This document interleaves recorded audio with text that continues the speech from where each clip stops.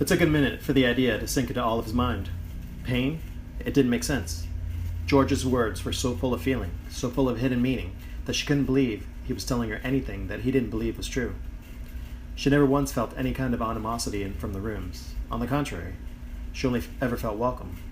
She looked at George and Moira, and suddenly they looked somehow smaller. At first, she was afraid they were moving on, that they would cease to be or be able to interact with her. After looking at them for a moment, she realized that wasn't the case.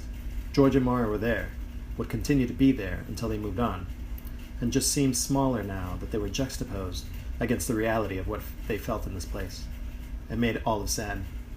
George, Moira, I know what you're telling me is true. Well, true to you. The others who live here with me, did they say they wanted to harm me? Begging your pardon, miss. It just doesn't seem proper is all. I can't speak for them, I think you should be careful. No need to be sorry, George. You can talk with me. As I said, I've always given leave to rule over this place at the home, which gives me some modicum of judicial power over these matters, I'd say. And you're both my guests. You're welcome here in my room for as long as you'd like. I don't want to hold you from moving on to where you would eventually like to go, mind you, but if you wanted to stay, well, stay, please. He never said nothing about you, dear, not specifically. We just know the type is all.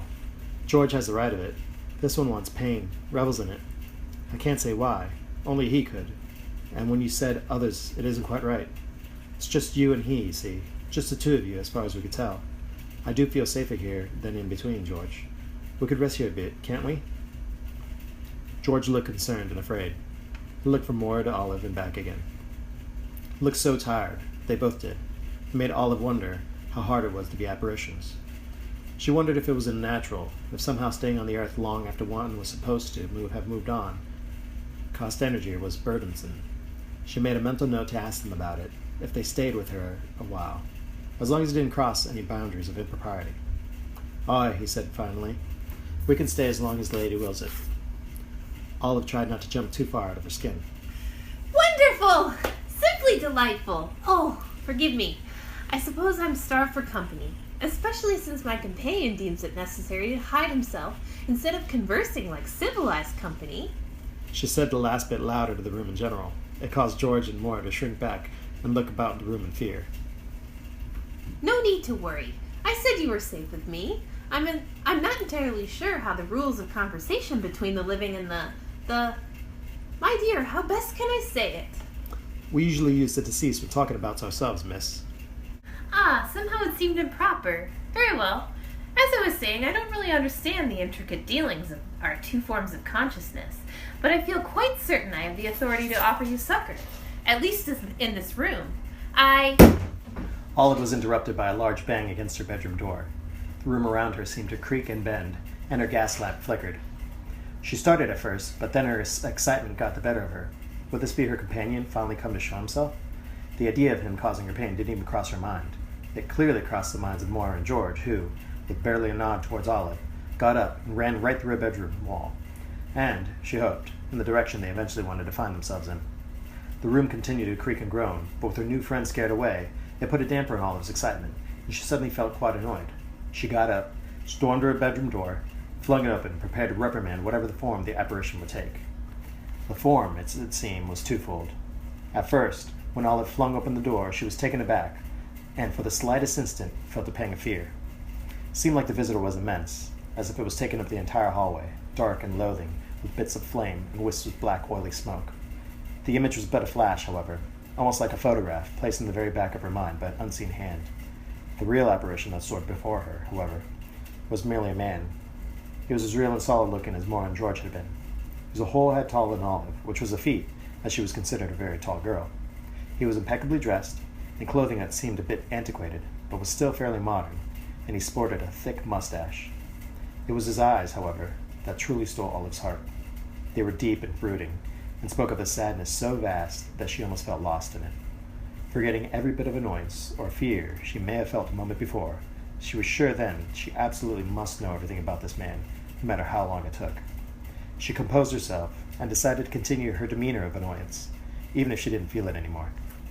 Well, sir, I do hope hope you're happy with yourself. You've frightened away my visitors. A couple I was hoping to call friends someday. And I will not leave this doorway until I'm offered an apology. The man looked at Olive, at first confused, then newly enraged. He reached out his hands towards her and stopped inches from her face. She felt at that moment the familiar sensation that had followed her up and down the halls since she first moved into the wing. The sensation of being followed, or not being entirely alone. It must have been him the whole time, trying to reach out to her. She smiled slightly, mostly to herself. He looked so angry, furious even, but he couldn't touch her. She realized that George and Moira were probably correct. He had been spending his time trying to harm her in some way. But for whatever reason, she was not afraid of this man. If anything, she felt sorry for him. Sir, it's quite rude of you to reach out to me in such a way. She reached up and touched his left hand with her right, pushing it down slowly so that it was out of her face. It was his turn to look terrified and shrank back almost instantly, as if she burned him with her touch. Can we start anew? My name is... He was gone before she could finish her last word, escaping her lips in a sad whisper. Olive. The week that followed was filled with new exploration, as Olive found herself with the new ability to see doors that weren't there before. She wasn't sure that there were secret doors that had always been there and suddenly became visible to her. They were magical doors that only she could see. Either way, they all led to some miraculous parts of the manse, and she spent hours exploring through the day and night. For the first few nights, she would hurriedly eat her supper, being extra generous in the portions shared with Equitine and his brood, so that she could rush back upstairs to her wing to continue her explorations. This proved too dangerous, as Emma was sent to see if there was something the matter with her. The lord and lady took notice of her erratic behavior. Olive was strained to come up with an excuse, but was able to assuage Emma's fears with a tale of childish adventure. Emma thought it odd, but was satisfied with the answer. The doors were all magnificent. They're always plain, always nondescript. Were just doors that could be seen in any room in any house, and when she opened them, they always let out, for the first time, a whiff of a scent that Olive could only describe as both being new-smelling and very old-smelling at the very same time. Most of the rooms went in between the walls of the home and connected the home in peculiar places. One night, she found herself opening a door that was directly under the bed of Mrs. Perkins, the head housekeeper. Olive found it interesting that she opened a door in a wall and came out as a door on the floor. She couldn't quite tell how the door system worked, but took her time drawing out elaborate maps of her inner workings of the home in the blank pages of some of her books. She thought frequently of the man who was in the hall outside of her room, but didn't feel his presence from that night forward. She was concerned that she might have scared him away, and part of her hoped that somehow he found what it was that kept him tethered to this home and moved on. Still, she doubted it, and woke most nights, when it was darkness, straining to hear him. There was never any sound of it. Emma's visits continued, as per schedule, but Olive's excitement over her new abilities made her seem erratic or distant.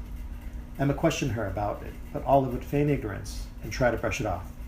She began to get very good at calming her mood for Emma's visits, and after a while, it was almost as though nothing had ever happened.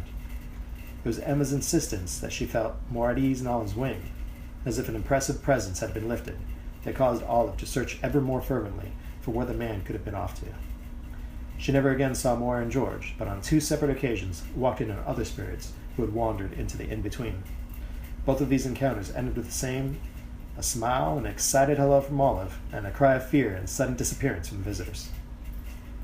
She made a mental note to try and be a little less forward with the next apparition she ran into. Little did she know that it wasn't an apparition that she would next come across, but a very special door indeed.